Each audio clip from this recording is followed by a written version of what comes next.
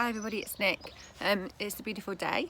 A bit of a show up and own up this morning. So I suppose in a way I've been hiding a bit of a dark secret, and the reason that I want to share it with people today is in case anybody else out there is feeling like me and either too embarrassed or ashamed or feels they're moaning or something.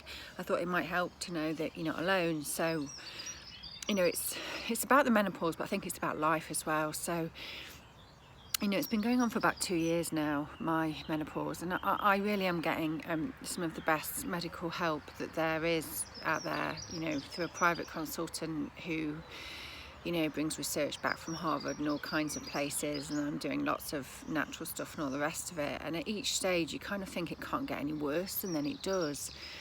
So it started off with very, very up and down mood swings and really, really feeling exhausted. And I got to the stage where I just couldn't face playing squash anymore. And I've played squash at a pretty high level since I was 12 years old. So it's been a really cool part of my life. But I thought to myself, well, it's okay, because I can still go for a power walk or a jog, and I can still swim. And eventually, I'll go back to squash.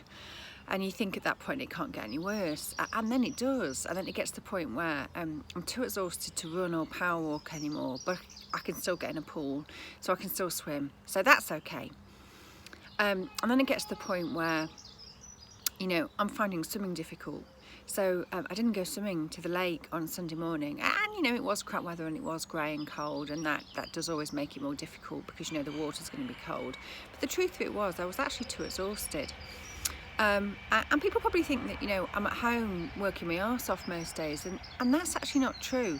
So at the minute I'm in a real dip, so I do get up fairly early, and the reason I do that is to get all of my jobs done and my posts and all the rest of it out of the way, so that I can have the biggest chunk of the day that I possibly can grasp to actually lay down. So for the last week or so, most of my days and weekends have actually been spent lying down, either asleep, watching some crap on TV, or meditating. I do meditate most days. And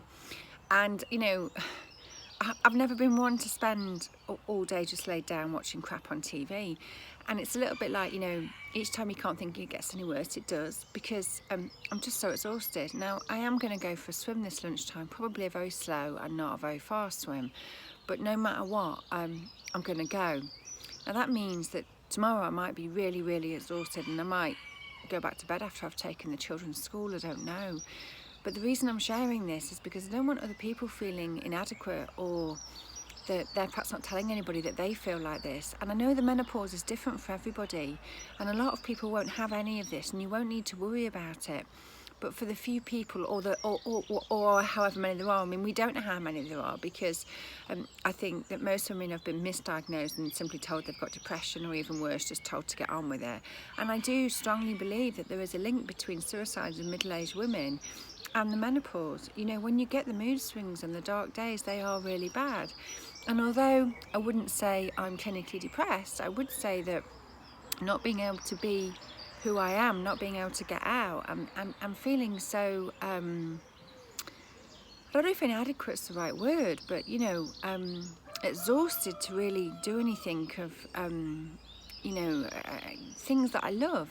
I love going out for a power walk. I used to love going for a jog.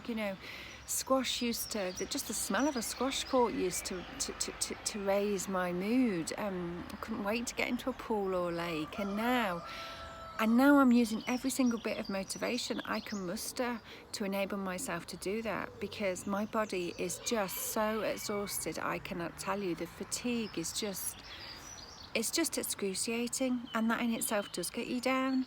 So for anybody who's sat at home on their own, wondering if this is all there is, and if they are the only person feeling like this, you're absolutely not. And I don't want to hide that. I don't want to hide the reality of what it's like for me. I know it's not like this for everybody, thank goodness, but I also know it is like it for quite a few people, and I don't want them to feel alone. I am told, and I do genuinely believe this, that it will pass. This is a transitional phase, and it will pass. And sometimes we have to give in to our bodies and to go with the flow, which is kind of what I'm doing. I've had a few days rest, I'm up and I'm about, and no matter whether it's 5, 10, 150 lengths, I don't know what I'm going to be capable of. I'm going to give it a go. And yeah, you can probably hear my cockles going around in the background because I've run out of chicken food as well, so I better go and buy some of that. So I hope that makes somebody feel less alone today, and that if they are going through the same, I don't think we should be afraid to admit it. I think there is an end point. I think the science tells us that our brain will set and our brain will learn to operate without the hormones that our body is stopping making. We've just got to keep going until we get there, and hopefully keep going together will make it a little bit easier for all. Take care. Bye.